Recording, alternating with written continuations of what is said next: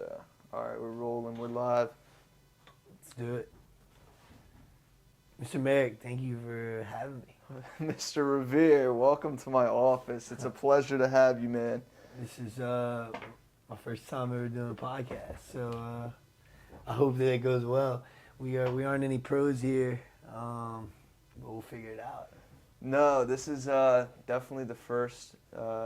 This is the first time I've done something like a podcast. Let's say like a free form, just talking whatever. So Yeah. should be interesting though. Me and this guy have some pretty crazy conversations, whether it's at the Bible study, on the road for business, or otherwise. So Yeah, we're moving around, man. We always have something going on. It's first of all, I want to shout out my boy Coleman and David. Just graduated college, starting their own business, providing jobs, and we're all making money. So let's do that. Let's keep on rolling with that. And congratulations to them guys. But you know, as I've got into working with these guys, and every time I'm around them, even before they started this business, every time I get around those guys, it's hearing numbers and talking money and how to make money, and it's never conversations about people. It's always about ideas and events, you know. hmm these guys, Coleman and David, our bosses, let's say, they are very much, as you know, hustlers, let's say. Yeah. That's all they do. Dave and I do a little bit of jiu-jitsu, but Classic. otherwise it's all about, increasing the net worth. And it's really nice being around people like that because you are who you hang out with. So Very true. I've learned that. I've learned that both good and bad. Like, I feel like when I first got to college, I was kind of in that role of just going out a lot and having fun, and it was fun. But I'll tell you, it's more fun to make money. And going on these business trips across the country, we've been to, just in the last 3 months, I've been to Vegas, Miami, and Pennsylvania. Not to mention all the places you stop on layovers and see. So it's a interesting thing, and you can see how much money you can make once you leave what you're used to here, you know? hmm Do you think, though, that there's still a lot of money to be made here at home, let's say, in Lafayette? I do. I think Lafayette is it's the fastest growing city in Louisiana by far. I think in the next 10 years, Youngsville will have its own college. The way it's growing, it's unbelievable. There's apartments, houses going up every day, businesses, and all these things considered bring other businesses and things. It's kind of like a domino effect. Things just pile up. And so, of course, I think there's a lot of money we could be making. I mean, Buc-ee's is coming. Top Golf, David Buster's came in the last 6 months. Is that confirmed? Buc-ee's confirmed, Lafayette? Buc-ee's is coming to Louisiana Avenue.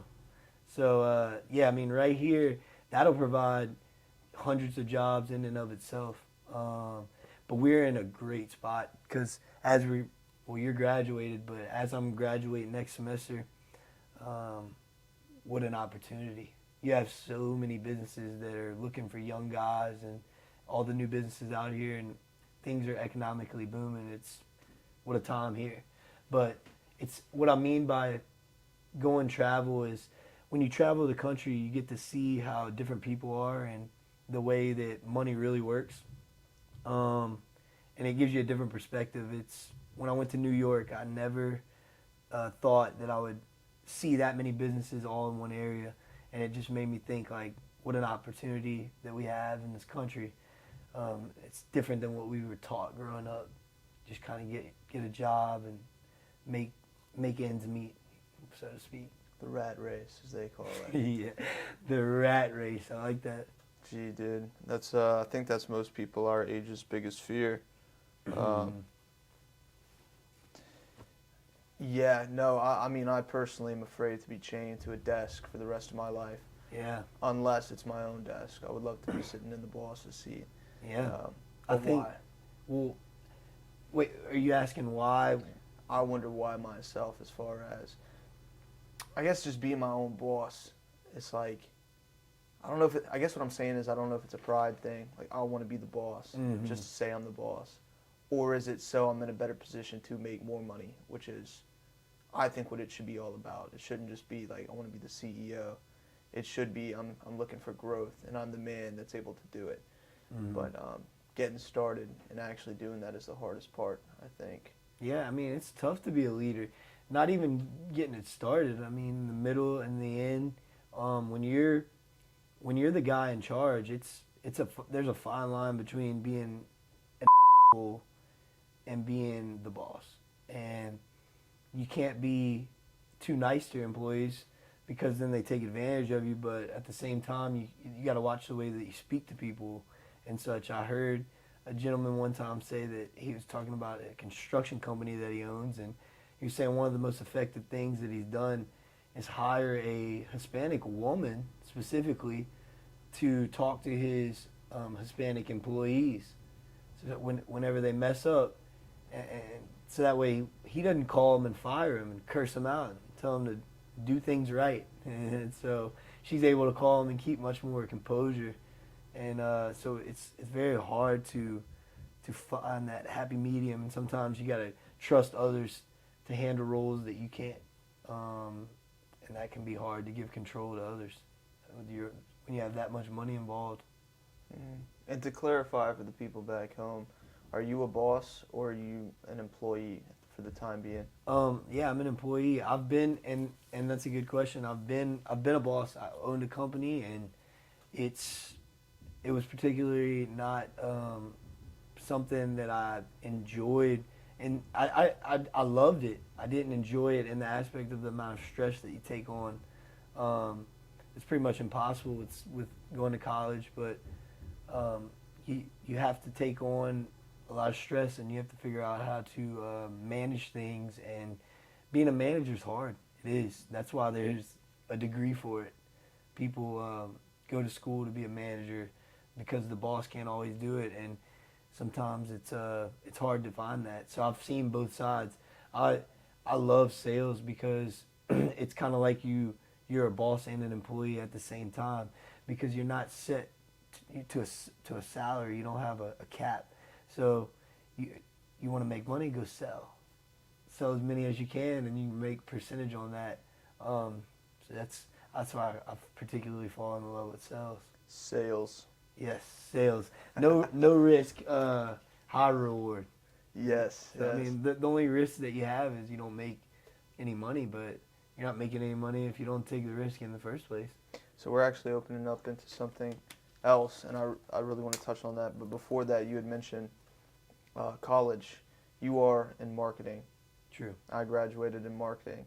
And you would agree that a lot of the classes are management and marketing classes. Mm-hmm. How much would you say how much have you benefited from those marketing and management classes as far as becoming more knowledgeable, let's say, on business? Do you think it's practical, or is it, how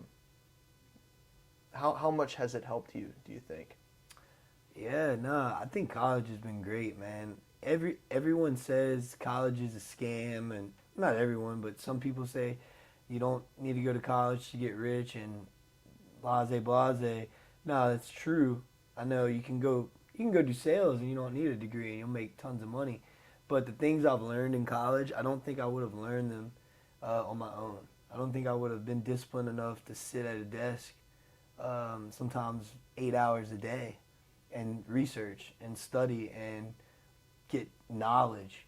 So yeah, you can learn by real life experience. That's been the greatest thing for me. But knowing the back end and certain terms and how to approach things and methods and strategies, I think marketing classes have been great. I loved them. I think our professors have been top notch. I mean, I've been to a couple different colleges, and by far Lafayette has impressed me.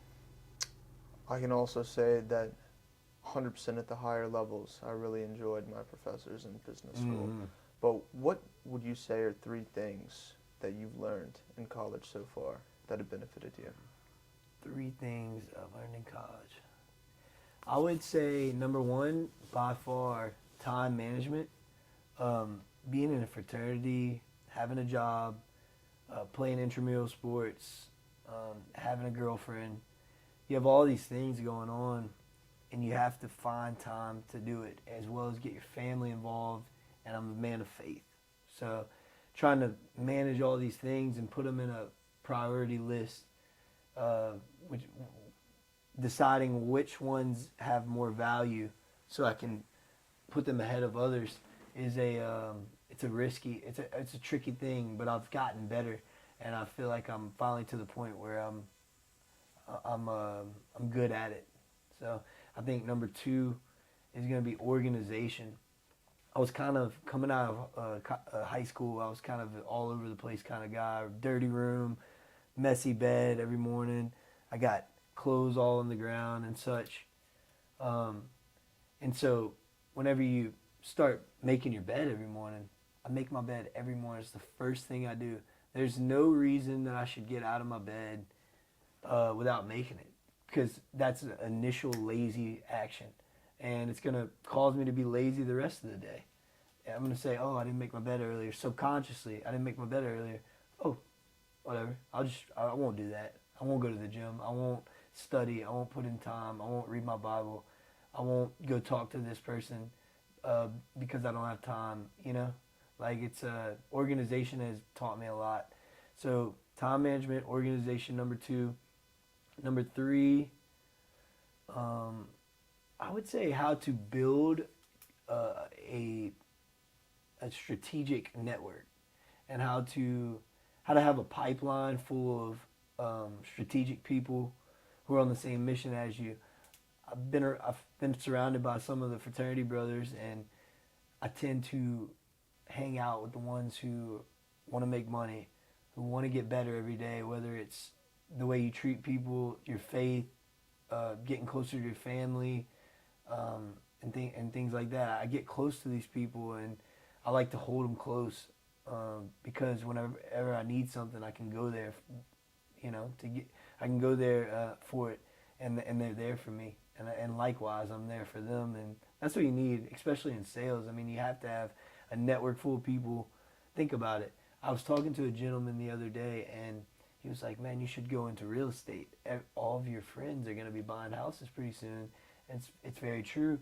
If I have a pipeline full of people, at any point, whatever I have that they might need, they're going to buy from me because they have a relationship with me. And it's a relationship-based selling type of day. So that's probably the 3 things: organization, or time management, organization, building relationships. You bring up some very relevant points. I tend to glaze over those because I'm myself am pretty critical of college and university, business school, let's say. Even though I also agree with you in that I've had some great professors, but yeah, I mean, I think it's fair to say that we probably wouldn't be having this conversation right now if we hadn't gone to college. It's very true. Wouldn't have met through the fraternity. Yeah. Because sure, you can sit behind a desk at your house for 4 years and learn. Oh, sure, you'll get it done. You'll probably get it done in 2 years. If that, you might get it done in a year or 6 months. I think college is stretched out too far. That's a whole other topic. But all that to say, you can be behind a desk getting it done, but you're not out shaking hands. You're not out talking to people. You're not out hearing other people's opinions and what they know, their knowledge, their experience, and that's what helps you learn the most, is hearing others and talking to others. And it's something I wasn't good at. I'm talking to you now, but I could never do something like this. 5 years ago, I had to teach myself how to be an extroverted person. It's true. So every new situation, I went from a small town to a big high school. That took some major readjusting. mm-hmm. Then into college and into the fraternity, that was a whole nother thing, a whole nother process. Every new job I start, I feel like, it's always a process to meet those new people. Mm-hmm. And it takes an even longer time to get to know them know who you vibe with, let's say, or who you trust. Mm-hmm. And no, I think college has been an excellent place, or it was an excellent place for me, and figuring out a lot of that and meeting, like you said, those like-minded people who we're all here for the same reason, let's say. Yeah. But would you say that there are 3 things from the curriculum that you could recall? So yeah, I figured that's kind of what you wanted at halfway through me giving them. Through the curriculum, 3 things that restate the question. 3 things that I Have learned from the have learned. marketing management curriculum.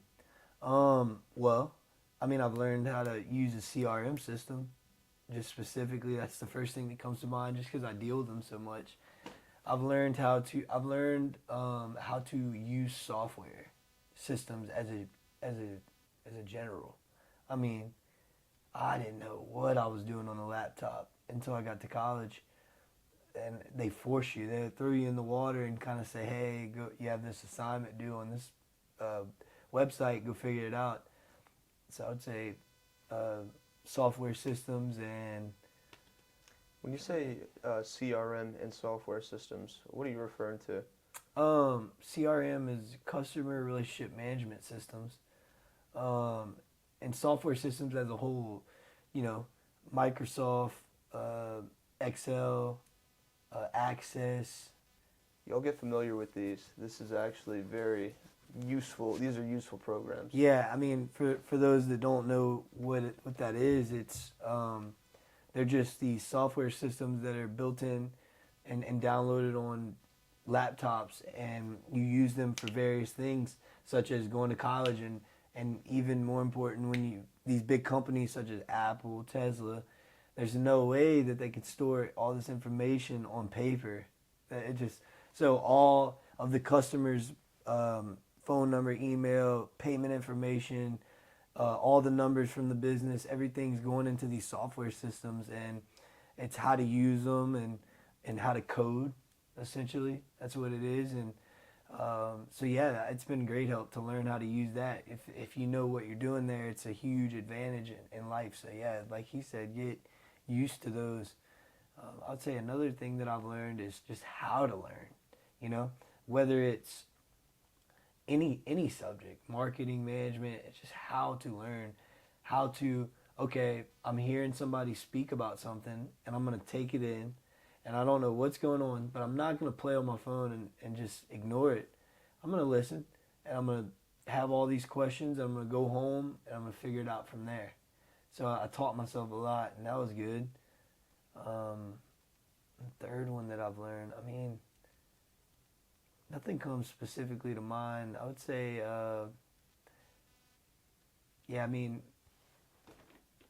accounting, I guess. How money works.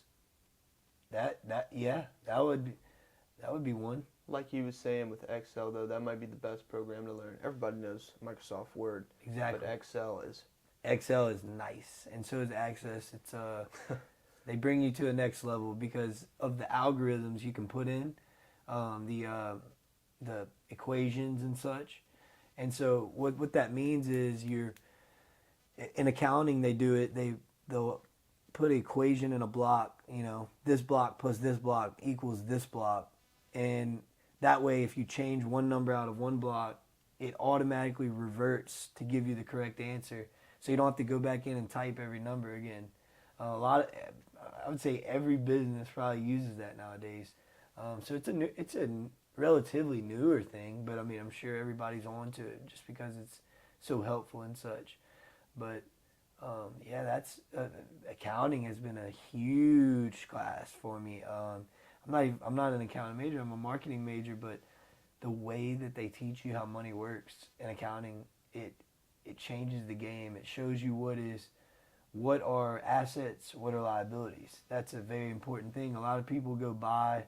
Oh, let me go buy this fancy Lamborghini. Let me go buy this Mercedes-Benz that I'm going to have to pay a fortune for every month, and I will have no money left over at the end of the month because I want to look cool.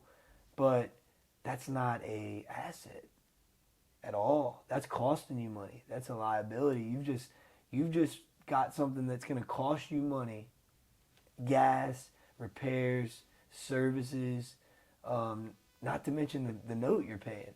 So once you start seeing what assets and liabilities are and how to invest, it really helps you dig deep. Curious though as to what how they define an asset and a liability in an accounting class versus the I love the rich dad poor dad definitions for assets and liabilities, which are exactly what you're saying. What are those? So What are his definitions? he says that assets put money in your pocket and liabilities take money out of your pocket. But traditional accountants, I talked to one of our fraternity brothers who's an accountant, and I told him that definition. He was like, bro, that's not what it is. And I'm like, yeah, but at the same time, like, Basically, generally speaking, that's it. yeah, I mean, I guess, I know that technically the definitions are different, but I like that definition because Nice. Yeah. very nice. Classic clumsy mate. Things Cut have, that part, eh? things have been known to happen. Things fall, break. Where were we? We were talking about accounting. Yeah, rich dad, poor dad. His definitions of the Correct. Yeah, an accountant would probably look at me and say, that's crazy. You're spreading misinformation for giving that definition opposed to the Google definition or what they're using. But yeah, but I like it. any accountant, there's a technically proper definition, but hey, if you want to get rich, you need to think that's the definitions. Right. That's what he's trying to say in the book, I believe. I think so. Yeah. I think so. Because I think his definition is like, you're right about the car, let's say. It's more of a liability than it is Yeah. an asset. But I guess on paper. But then again, you lost money. I don't know. See, I'm not well versed in accounting. It's I'm pretty sure a liability, it can't be, a car can't be an asset because it depreciates. I'm pretty sure. I would hope, but don't quote me on that, but as far as I know, liability. I mean, don't get me wrong, I would like a nice car one day. I want to drive a Lambo, I do. I want to drive a Lambo, I want to have a nice car, a McLaren maybe one day, but at the same time, I'm not going to be ready to do that until I have enough money to where I can say, hey, if this car the bed, for lack of a better terms, I'm going to be okay, you know? You don't people go spending their last couple of dollars on a vehicle, and it's pretty sad, so. Vehicles, lottery tickets, all kinds of things. People have a lot of bad habits, man. Yeah, spending money is it's crucial to have good money spending habits. So you can break the bank and obviously whatever. There's so much that goes along with that. But so I guess my last question in regards to college is, do you think it was worth the money? I mean, we spend like however much, 50, 60 grand on college. A lot. I think, bro, I think it was worth it for me because I had a scholarship. So I didn't pay the full amount. I think I owe like a couple grand, like maybe 3 to 5 grand in total student loans. And I have one semester left, so I'm sure it'll go up a little bit, but for the most part, it was paid for. And I always said that if college was going to be paid for, of course I was going to go. It's a free education. Not free, but a cheap education. But I'm not gonna go spend 60 grand and get in the hole like that. I mean, that is a huge problem because I've seen it a lot, especially recently. Because we've been grinding lately with Coleman and David and them, and a lot of these kids in college they don't have more than $100 to their name. And they're spending their last couple of dollars at the bar on the weekend. I can't believe it. It's whenever I found out, I'm not dumb rich, but like whenever I found out that I had like more money than the average kid around me, I didn't realize that I was on track doing that.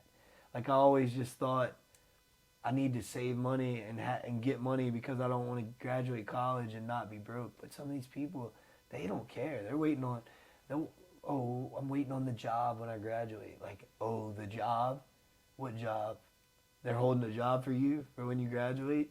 And you know, I don't know if you've applied anywhere, but you know how it is. You graduate college. Nobody's just waiting at the ceremony, the graduation ceremony for you with a job offer on a silver platter. That's not how it happens. There's like however many people. I don't know how many people are in the graduating class, but 400 or 500 other people. A rough estimate. I don't know, but you all look the same to an employer. I mean, yeah, it's not as easy as people think just to graduate. They don't care about, and that brings up another point about a college degree is the value of it has went down. I mean, Tate says it all the time, and I don't know. I'm not quoting Tate here to say he's a god or anything, but the guy knows business. Let's not beat around that bush, right? The guy, he knows how to make money. He knows what he's talking about as far as making money, and he brought up that point. I mean, college is kind of a waste of money sometimes. If you're spending all that money, you're in debt, you don't have a job, you can learn all this for very cheap with real life experience. Yeah, so. Tate says college is a scam. He does. But he turns around, you know. I mean, he can use that to his advantage because you tell people college is a scam and then sell them a course. Yeah, exactly. That's what I was about to say. He's a professor, so yeah, college. What I think he's meaning to say is you don't need to go to college to get rich. You can come here and you can get rich. Because I've seen, I'm serious to you, I've seen multiple different guys who have taken the Andrew Tate course get rich. And I've listened to it, and I'm not the biggest fan about how he speaks about women and stuff. But man, he knows his business. It's kind of crazy. He's a very good salesman. He's just a little extreme sometimes, and he speaks about kind of dumbly. But one could argue that helps him get a lot of those sales. You know, he'll say something that gets a lot of attention, and then now everybody's looking at him. And to him, I think that's an opportunity to go and get even more money. It's like, these guys were wrong about me. He pokes and pokes and pokes him, gets a crazy overreaction. Now everybody's Googling him. They find him. And they see, you know, like who he actually is when you watch the real interviews, when he's not poking the bear. Yeah. And then that's when he gets his sales. Yeah, I think. That's how I heard about him. I remember they were my fraternity brothers, they were all gathering at, it was at August and Jake's old apartment. And they were watching the Andrew Tate go with Tucker Carlson. And on Fox News, this is before he got let go of Fox News. And I hated Andrew Tate, just from what I've heard. I had never listened to him. And I said, they were all like, we're going to watch Cobra, we're going to watch Cobra. Like, who is Cobra, man? And then I went over there and watched it. And I'm like, I have to see what this guy has to say, this dumb idiot. And I was like, hold on. This guy sounds like he's on to something, you know? Like, it's an interesting thing. We were just talking about publicity is bad publicity. It's true. He says in one of his videos, if you have to dress up like a dinosaur and run a 5K, go do it. You know. That's right. That's right, man. Yeah. He also says, if you need a dragon slain, send me an invoice. I'll get it done. Pay the invoice. I'll get it done. Beyond classic. Sorry, I got on the Andrew Tate rabbit trail. For the record, Andrew Tate has, I'd say he's been a pretty big influence as far as getting a lot of our guys motivated. So, you know, we talk about that a lot. Even if, you know, there's a lot of things that he says that I don't necessarily, you know, I say I don't agree with him. I see what he's doing, but at the same time, you know, I wouldn't do it myself necessarily. That's not the strategy I would employ. Right, and it's hard because we're men of faith. So it's like, yeah, we agree with you, man. Like, you got some good business points, but like you don't have to say all that, you know. But Lots of attention. yeah, I But mean, hey, he's getting exactly what he wants. he's richer than I am, you know. Yeah, that's right. And I agree, man. He's played a huge role in getting specifically young men fired up to make money and be masculine.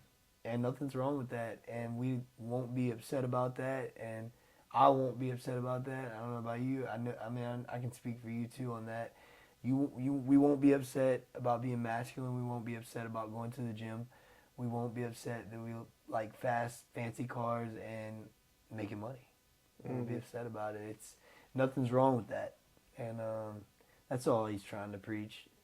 That's it. And he's just kind of taking it a little too far sometimes, I guess. And people have been offended, per usual. People usually get offended. I'm sure somebody's getting offended from hearing us talk about it now. So it's just the way of the world, man. You got to leave out the bad. Everyone does that nowadays. Even I watch it with Fox News does it to Joe Biden and CNN does it to Trump. They like always just pick out the bad and everything, and they're trying to judge somebody's entire life based off of one flaw. That's what sells. Yeah. And when it comes to their audiences, that's what people want to see. People don't turn on the TV thinking like I want to get fired up, but that's what they want to watch. Like, even if they don't realize it, it's like, you know, they watch this and they're mad, they're furious about the opposition, what they're doing, and that's what like, you know, the elections, you see that big time. It's just like they're getting rich from, you know, old people, let's say, or our parents. You know, they'll go to one of these channels and they'll just say, oh my goodness, I can't believe this, and they'll talk with other people, and these communities arise that are just camps. Funding campaigns and it's millions and millions of dollars.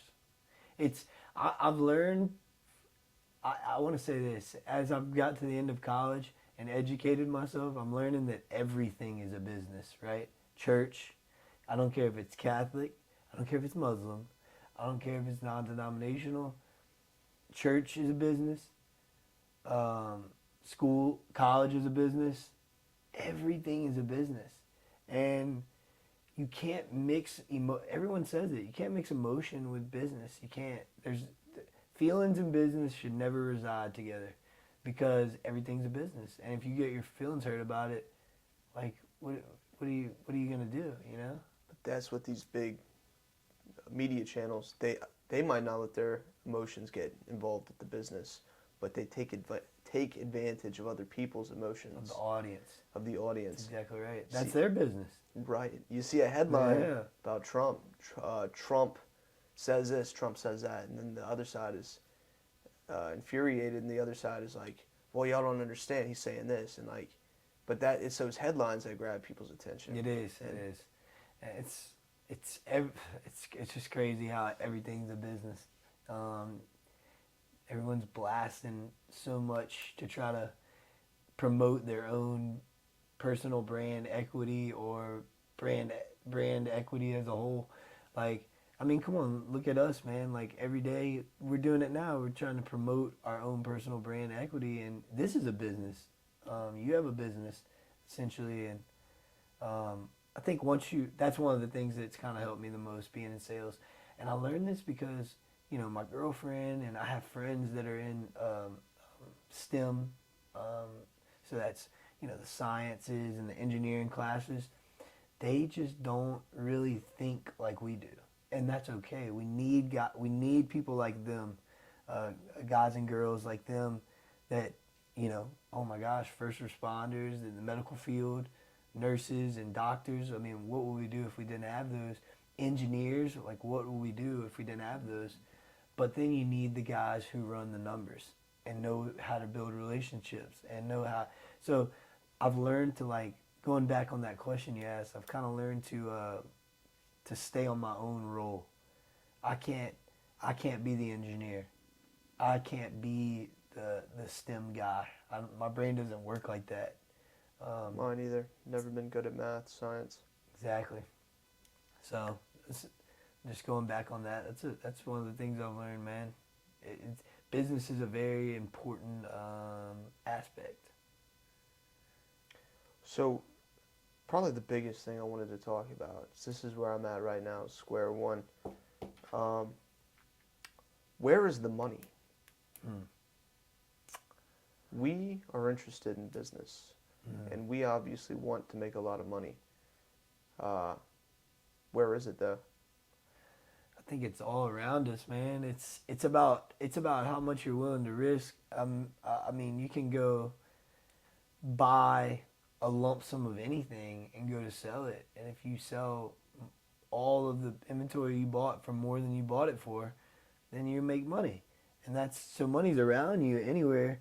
Now, are you asking which industries are specifically booming right now, and what the hot trends to get into to make money? Well, that's a whole nother thing that I wonder about is, you see these hot trends and everybody's getting into them. You mentioned real estate earlier, but it's like, how is everybody getting rich on real estate if everybody's doing real estate? Right.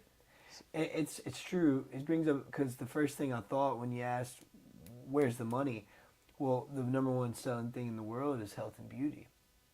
All around, men, women, makeup, cleaners like soap, and beauty is the number one. Hair and beauty is the number one sold thing in the world. Everybody gets a haircut, so except bald people. Classic, but and I think number two is like software or something. So, I mean, as we're getting into this age, in the 2024 and forward, we're going to be seeing a lot of new technology coming in. Look at AI getting huge right now. I think Nvidia's stock is like blown up by now, right? I'm not into stocks just yet, but Me neither. I know Not that. yet. I'm about to get into that. I actually just created Robinhood today. Nice. I did. I feel like I finally got enough money to where I'm ready to start investing. But that's the question: where's the money? Because the money's everywhere. You gotta find it. Has school helped you find the money, do you think? I would say yes, because I have way more money than I did when I got into college. How do you get it, if you don't mind me asking? Now, I don't mind. I bartend, so that's been a huge thing for me. I've gotten a lot of money that way. That's the majority of my money has been that way. I also met the guy who started our fraternity. He's 30. You actually introduced me to him. You did. Wow. This is divine intervention here. You introduced me to Noah Brandon, CEO of Unitech, and I've done a lot of work for him. Just anything he needs, bartending for private events, such as he does fundraising events for mayors and things of that nature. I've done a couple of those, Christmas parties, and I do side gigs for him. Pretty much anything he needs, I can help him out with. So I've made money that way. I made money with Coleman and David. I've made great money with them. It's actually amazing how much money this can generate. But I made money with Isaac too. Shout out my boy Isaac, doing his thing as well. Same household as Coleman and them. They're doing it over there. But I've made money with them, man. Like I've networked. That's what it is. That's where the money's at. The money is where rich people are, and that's why you have to network and know people. And whenever an opportunity comes, if you know somebody and you have good relations with them and you add value, then you'll have what an opportunity you'll have. Add value. That's a huge thing. Oh, it's the most important thing, Christian. Create value. If you aren't creating value, I heard somebody say this. If you aren't creating value at your job, they will replace you. It's true. They'll get you out of there. If there's typically 10. I've learned this in school. There's typically 10 salesmen on a team. That's the general number, 9, 10 salesmen. If you're not in the top 5, then you're in trouble, because they're always replacing the back 5. You want to be top 5. any company you're in, you want to be top 5, and in sales specifically. But yeah, man, you gotta add value wherever you're at, or That's nobody true. wants you around. You're wasting money if you're not making money. That's right. Yeah. Sales is huge. I know you follow Andy Elliott as well. And Love Andy. Andy Elliott, Andrew Tate, two big sales guys. So this is kind of like a fun thought experiment I like to think of. But say you challenged yourself, and in your travels you went to Chicago, Okay. and you had your wallet on you, but it only had your ID in it, and then maybe $6, and then you got the clothes on your back and a backpack. Now you got to find your way home. You can hitchhike home, but the challenge being like, how would you make money if you were dropped in a random city, but you couldn't necessarily get a job? You just had to make money. Yeah. It's interesting. I like these. I like situational questions as such. Man, I would probably go and try to meet somebody. I would probably go to somewhere where there's a lot of people gathering and talking. So maybe a bar. Try to meet. I'd pick out somebody that looks like he is the richest person in the bar, and I would use my knowledge and everything I know to get this guy to hire me to do whatever he needs me to do at the current time, and I would make money that way. I'm a big advocate in, if you want to make money, you need to make a little money before you make big money. So I tell people this all the time that are looking for jobs and stuff. It is so much easier to find a job, and an opportunity will come when you already currently have one to visit. All right. But Wow, military time. Why? Explain that. dude, I'd get my alarms mixed up. 9 a.m., 9 Oh. p.m. Funny part is you start seeing the military time like it's regular time. So I see like 10:18 when I look at 22:18. So the same Wow. thing happens. That's interesting. Yeah, but you were saying you would, before we got cut off, you approach the richest person in the bar, try to get a job with them. You believe that I believe that making connections, having a reliable source of income is the first problem, the first solution to your problem if you're broke. That's the first solution. How can I make money now? How can I make money right now, quick, fast, and easy? Okay, now that I have a little money stuffed away, now I can start figuring out how to make more money. Then it's a snowball effect, man. So many people, I feel like in college, they're like, oh, I'll worry about money when I graduate, because they think they can't. They think they need to make 20 grand today. No. That's not how it works. You need to make $1,000 a week. You need to figure out how to make $1,000 a week. Once I was making $1,000 a week, that's when the ball started getting rolling. It's like, okay, before you even start figuring out how to make $1,000 a week, how can I make $400 or $500 a week? How can I do that? Now you can start getting the ball rolling to $1,000. Then you're talking about big money from there, Like, if you do, I know just from my mental, if you're making about $2,200 a week, that's 6 figs. And that's not impossible. I mean, it's very possible. Dude, 1 week bartending, I made like $1,300. Bartending, making a drink, pouring a drink for somebody, and them giving me a tip. I make $0 by the hour. It's $1,300 1 week. It's possible. You gotta chip away at the block. That's what it is. I don't think it's anything specific you need to do to make money. It's just slowly chip, and watch your money grow. Let your money make you more money. Bible says that too. Yeah. Money that comes fast, let's say, leaves fast. People that win the lottery go broke all the time. That's right. It's exactly right. It does say that in the Bible. Estate, you receive an estate, you don't know what to do with it, you blow it all. Mm-hmm. But I can't think of the specific verses, but it does say that as far No, as I know. add to your fortune little by little, and it's gonna stay with you. Mm-hmm. So I agree with that as well. You talk about sales. What do you think, or what are you interested in selling personally? Dude, I don't care. Give me. Anything. I sell pictures now. Give me. Yeah. Give me this pen. Look. Hey, do you wanna? I'll write you a check for $5,000. But I need you to sign your name on this paper. Oh, you don't have a pen?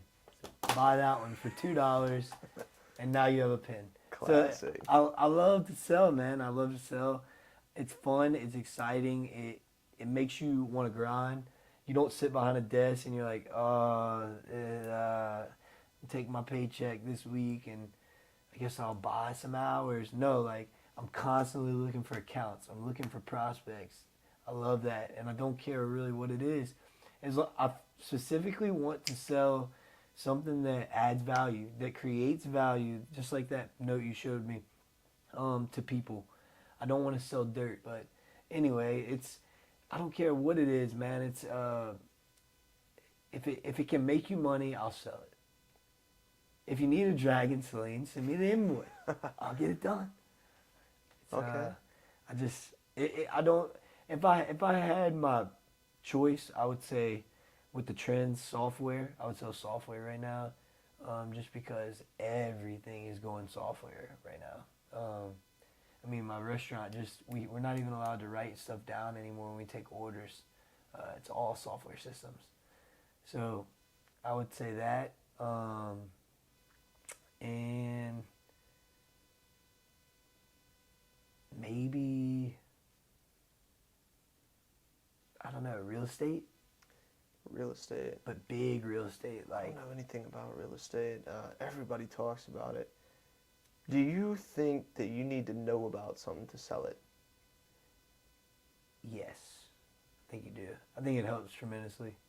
Because you're not just like if you don't really know about something, think about a presentation you were supposed to prepare for and you just didn't know it. And you're just up there and you're like sweating and you're shaking and it just, I don't know.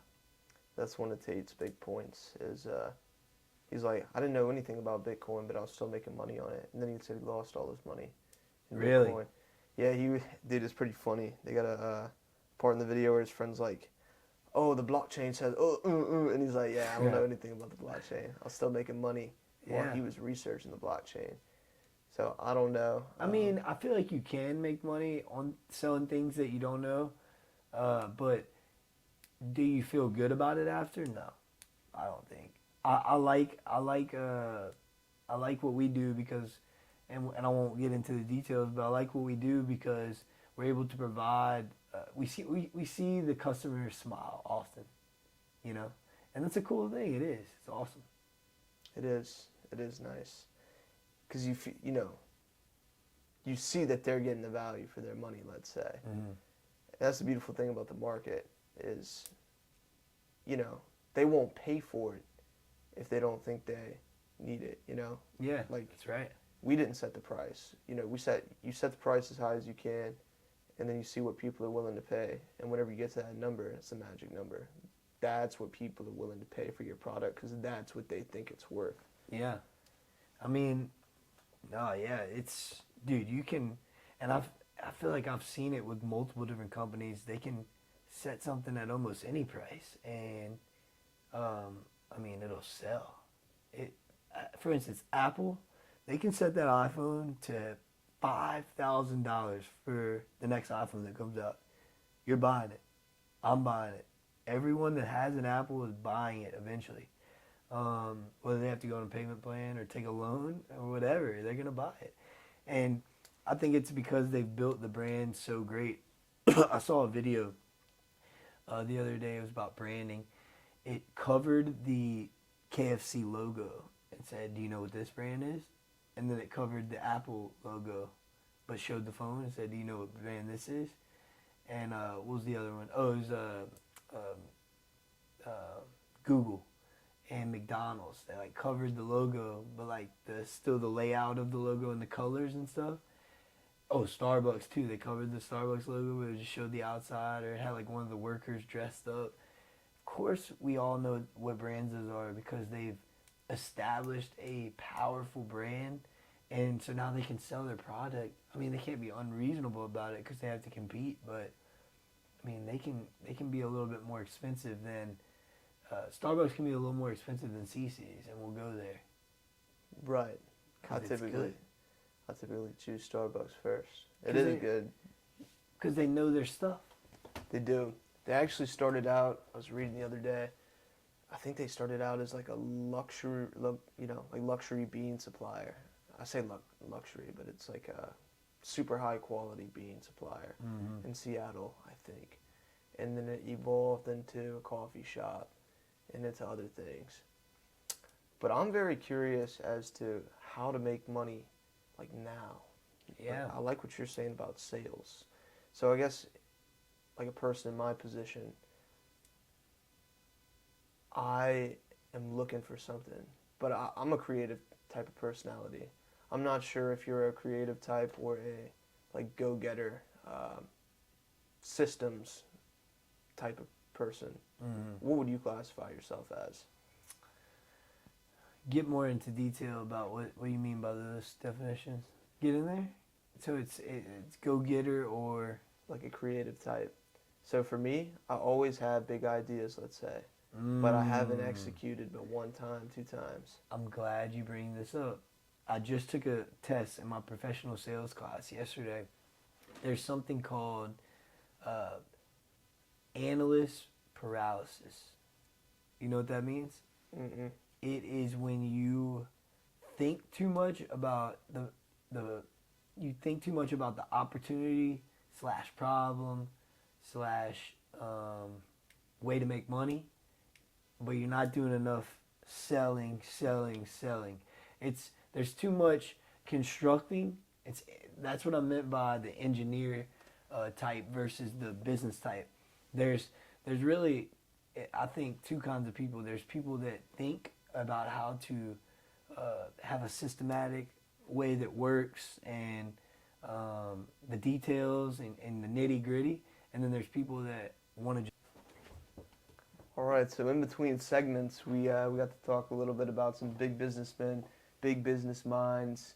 One of the biggest in our time, I'd say, is Elon Musk. This guy is on the cutting edge of technology, and if I was to put my money on one person, let's say, Yeah. probably be that man, Mr. Musk. Yeah, dude, I was looking at Robinhood today and looking at all the different stocks because I'm thinking about starting to invest, and I was thinking, if I could put all my money into one stock, what stock would it be?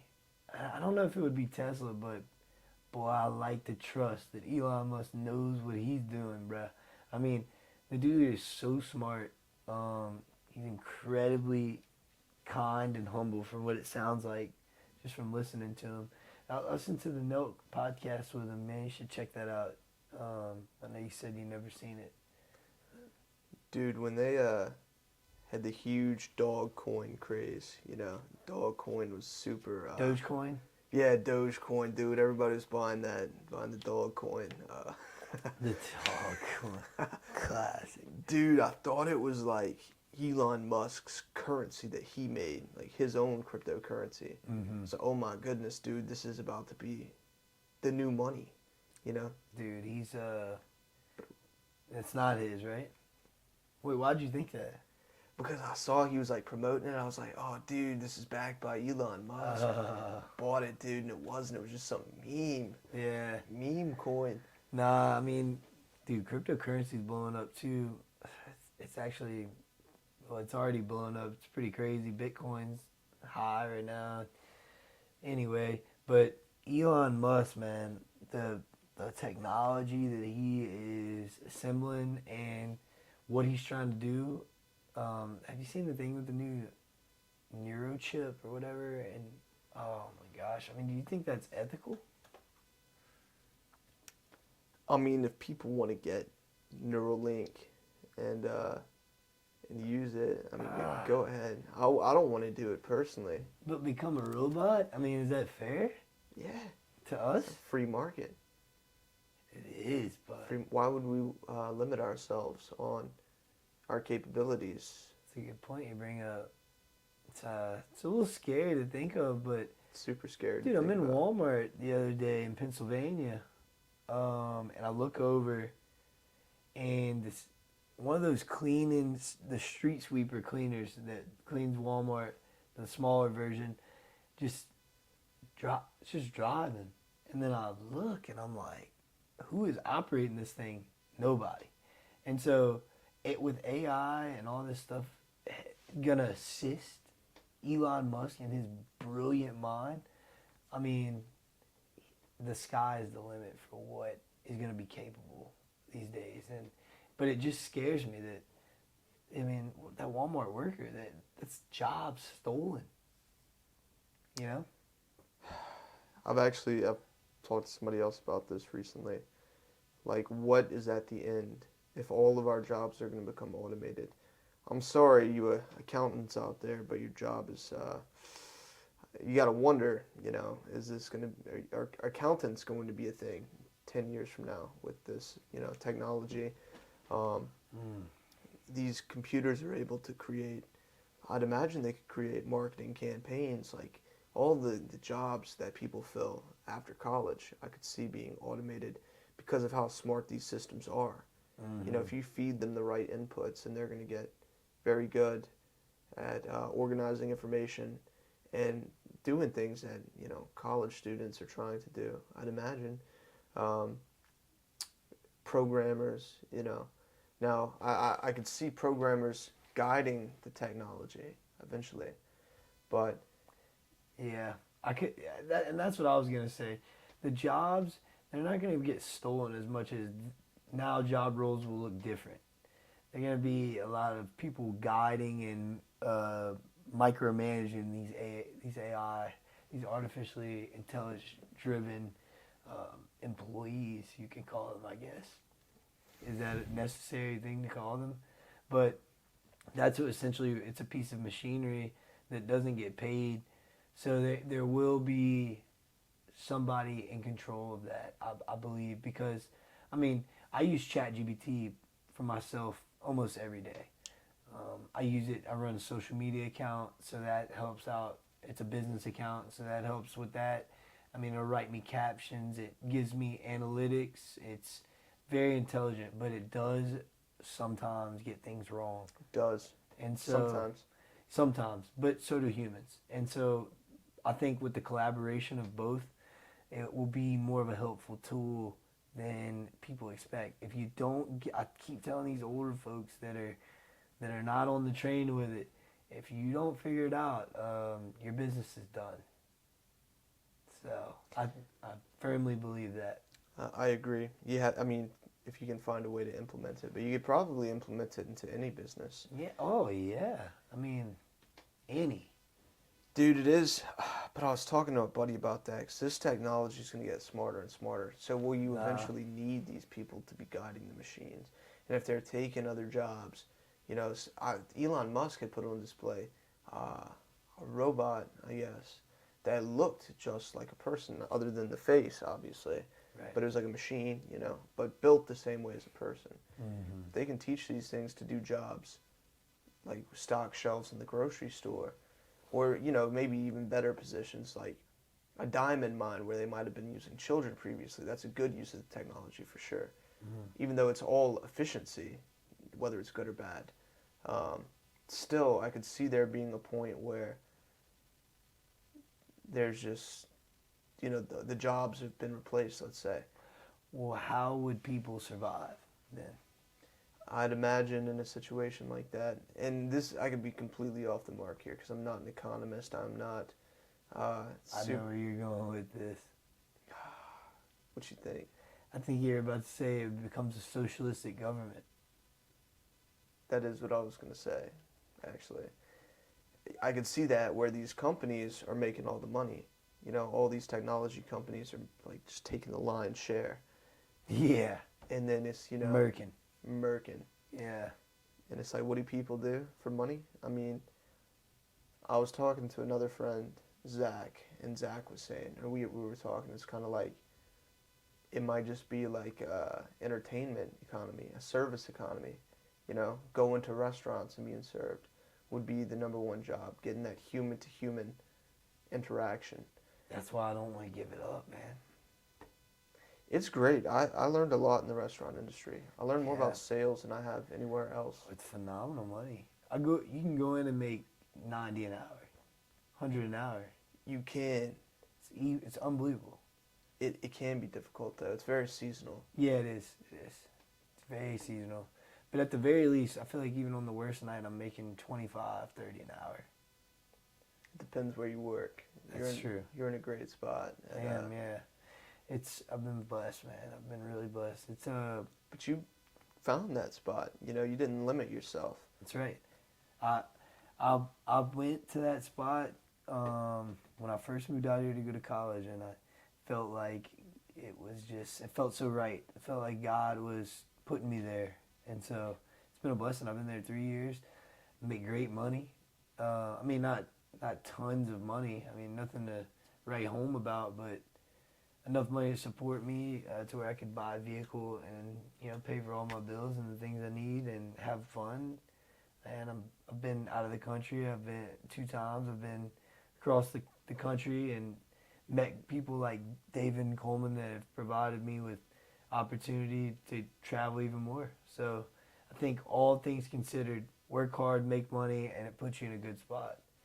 A lot of people are just lazy, man, especially our age. You can steamroll them if you just try a little bit. And so that's what I would tell the young me or a young man today or woman, grind it now and you can get ahead of everyone.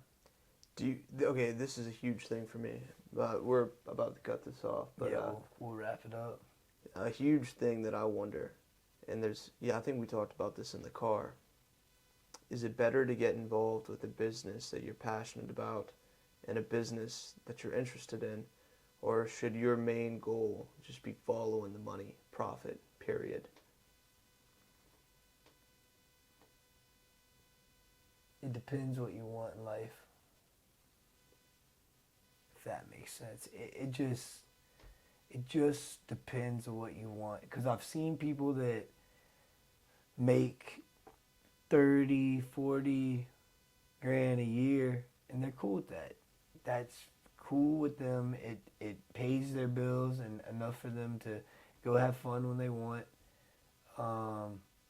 and support their family if they have children. Okay, it's okay. It works. But then I've seen people that make 100, 150, 200 grand a year, and they have beach houses and condos, and they're going on vacation 3, 4, 5 times a year with the whole family, and they're flying, and they're seeing the world, they're learning. That's what seeing the world does for you. And I didn't grow up in a household like that, and so when I see these things, yeah, it really opens my eyes. It really does. But there's to answer your question fully, I guess there's just 2 different kinds of people. There's people that are okay with being comfortable and living a mediocre life, and nothing is wrong with that. But then there's some people that just want to go above and beyond, and to make it all connect, if you're chasing after something you're passionate about and you love, now cool, congratulations, you've got that, and you're at your 40 grand, 50 grand, 60 grand a year job, and you work there, and that'll be the rest of your life.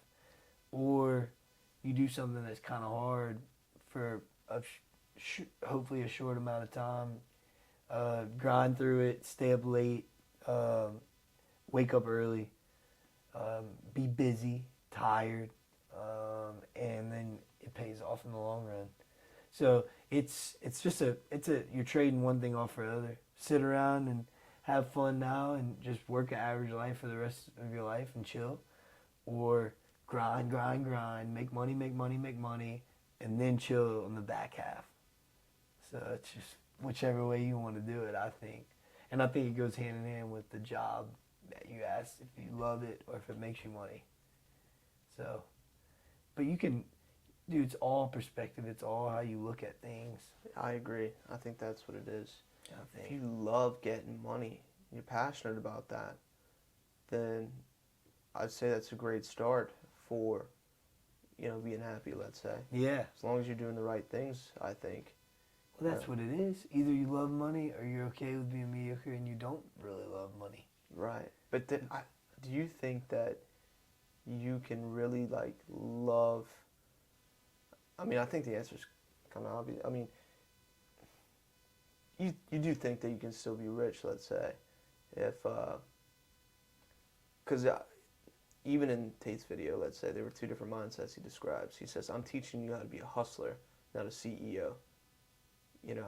A CEO being like the big brain of a big company, Mm-hmm.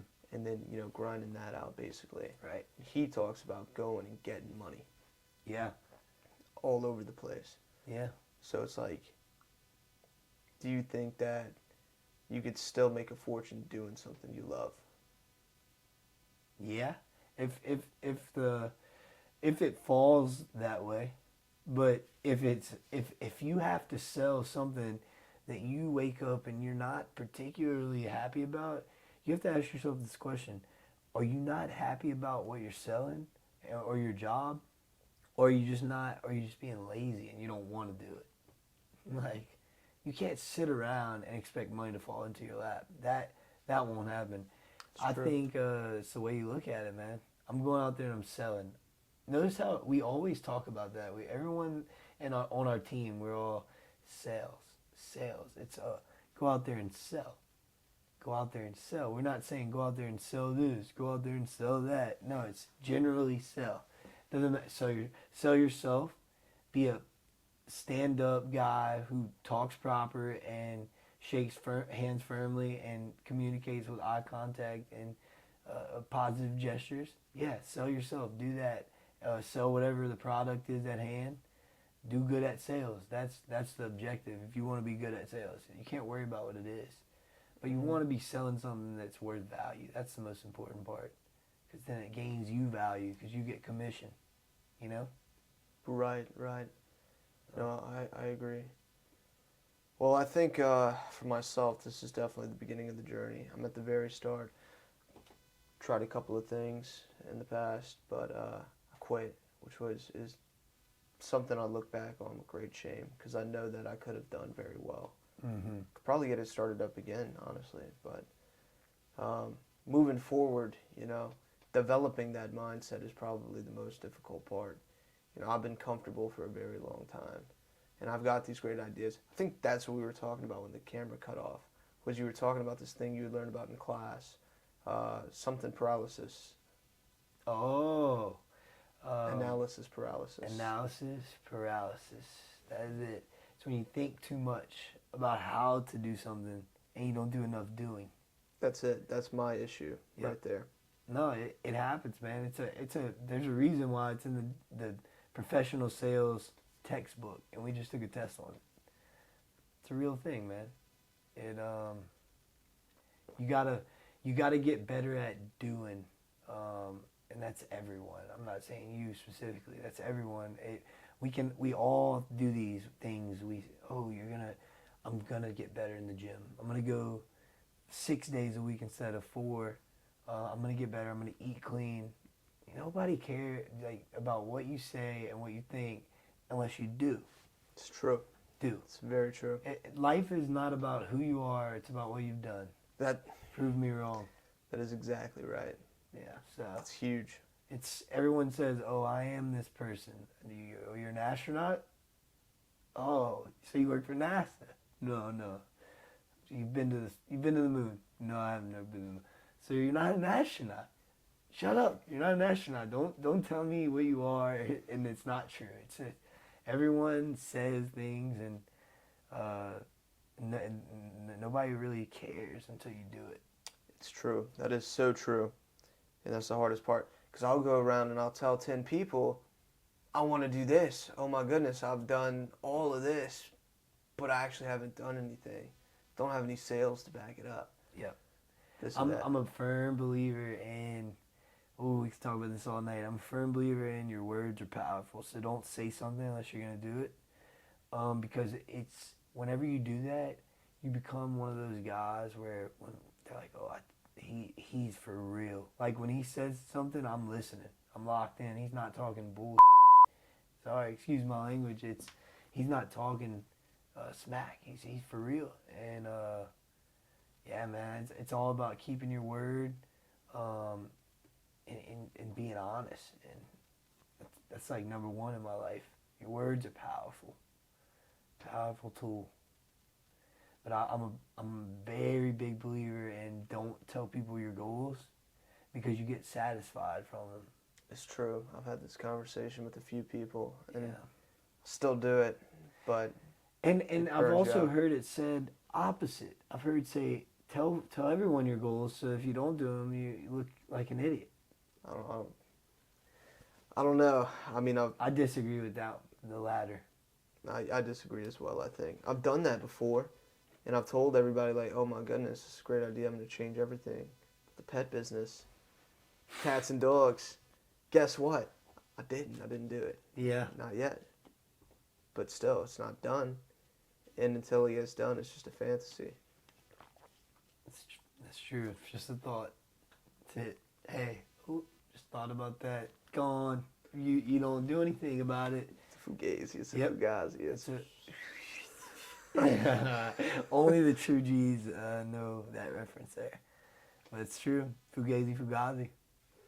man. Mr. Merrick, thank you for having me, man. Much appreciated for sure. I've never done one of these, so Me neither. Not like this. yeah, I don't know how it went, but whenever I talk with Merrick and get together with him, we have very fruitful conversation. You're a man of faith, I'm a man of faith, but we also are men of business. We like to make money, and so anywhere money's at, I love being around it. We've been very blessed to have the people in our lives that we do. It's very true. I've always been a very good employee. I'm trying to learn how to be a better businessman, so I don't know a whole lot about it, but spending time with people like Justin who love sales, or Coleman and Dave who love operations and execution of bigger business, hanging out with these people it's great to develop a mindset like these guys have. So I'm appreciative for Justin. I'm appreciative for David, Coleman, and all the other guys that we work with as well. So Yeah, there's a lot of moving parts. The leg doesn't get mad at the arm for performing what it needs to perform. true. It's you need it all, and like you said, there's operations, sales, everything has to come together. It does. It's one machine, let's say. That's right. And it is stressful at the top. We've seen these guys up late. That's right. There were times we did not envy them getting to go to bed. You want to be a business owner? Christmas? Nope. No sleep, no rest. Nope. All right, y'all.